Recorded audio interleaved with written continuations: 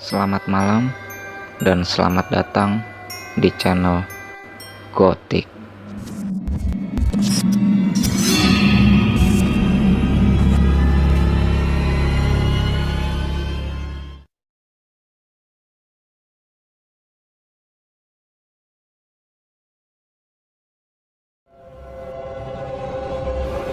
Rumah sakit ini sendiri pertama kali diresmikan dan dibuka pada tahun 1919. Sudah sangat tua, bukan?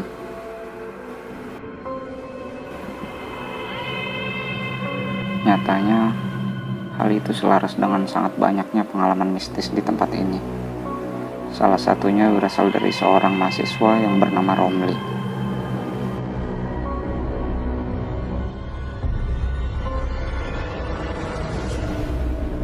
Pada suatu malam, ia tengah berjalan pulang menuju rumahnya. Namun di tengah perjalanan, ia melihat segerombolan orang tengah berkumpul di pinggir jalan. Ia pun lantas menghampiri gerombolan tersebut.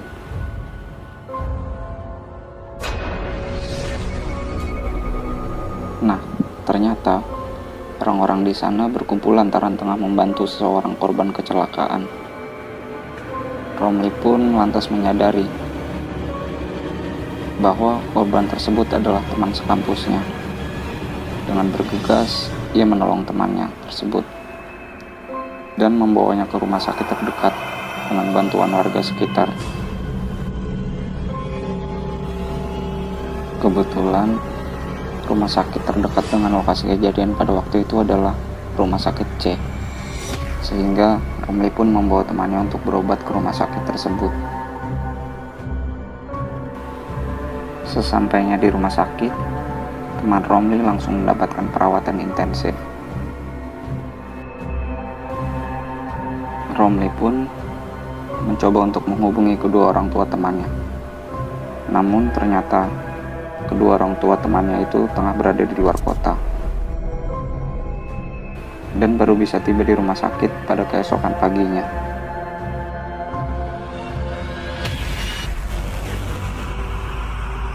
Romli pun dimintai tolong oleh kedua orang tua temannya tersebut agar menjaga temannya itu hingga esok pagi tiba.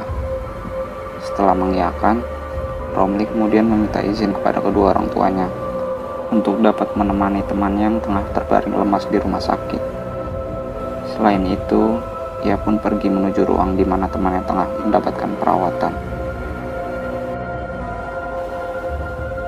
Waktu telah menunjukkan pukul 23.30. Suasana di rumah sakit pun begitu sepi. Romli yang sedari tadi berusaha untuk tidur tetap terjaga lantaran masih syok dengan kejadian yang dialami oleh temannya. Akhirnya, ia pun memutuskan untuk membeli segelas kopi. Ia kemudian bertanya lokasi kantin kepada seorang perawat yang kebetulan ditemui di salah satu lorong rumah sakit. Namun, alih-alih mendapat petunjuk, Romli malah bingung karena penjelasan dari perawat yang sedikit tidak jelas. Akhirnya, ia pun memutuskan untuk menggunakan instingnya demi mendapatkan segelas kopi. Nah, ketika tengah berjalan-jalan di lorong yang gelap, ia pun mencium aroma obat-obatan yang sangat menyengat. Selang beberapa menit, ia pun mendengar suara aneh seperti orang yang tengah berbisik. Suara tersebut terdengar berasal dari lorong yang ada di depannya. Karena penasaran, ia pun mendekati sumber suara itu. Dan anehnya, ketika Romli memasuki bangsal di mana sumber suara tersebut berasal, suara aneh itu malah menghilang. Romli pun kemudian melihat sekelilingnya yang tampak sangat berantakan.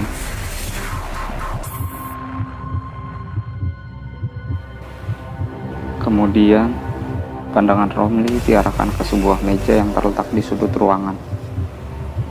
Saat itu memang kondisi bangsal sangat minim cahaya, sehingga ia harus sedikit memicingkan matanya guna mendapatkan penglihatan yang fokus. Setelah berusaha untuk melihat dengan jelas, Ia lantas terkejut karena melihat sepotong kepala wanita berambut panjang yang tergeletak di atas meja tersebut.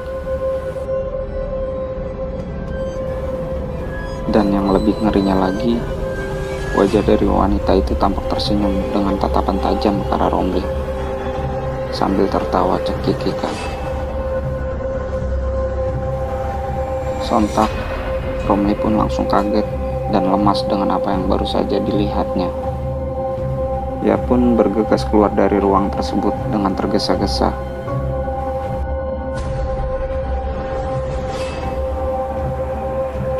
Namun, baru saja ia sampai di depan bangsal, ia terjatuh lantaran tersandung sesuatu.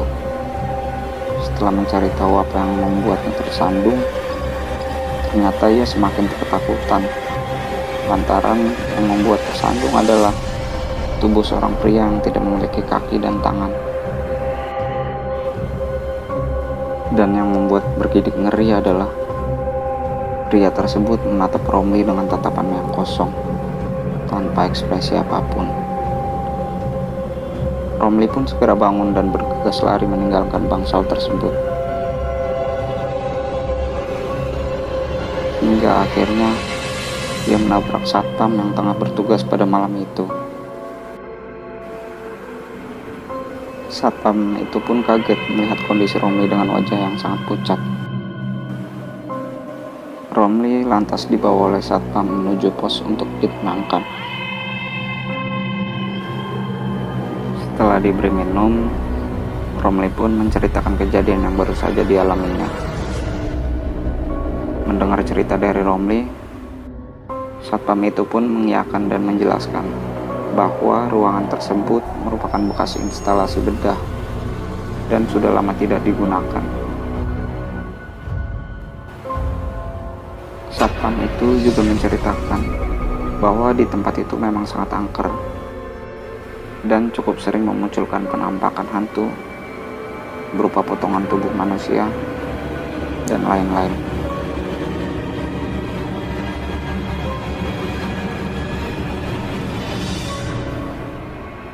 Romli yang masih ketakutan kemudian meminta untuk diantar ke ruang ICU, tempat di mana temannya dirawat. Sesampainya di ruang ICU, Romli pun tidak pernah meninggalkan ruangan itu hingga pagi hari karena saking ketakutannya.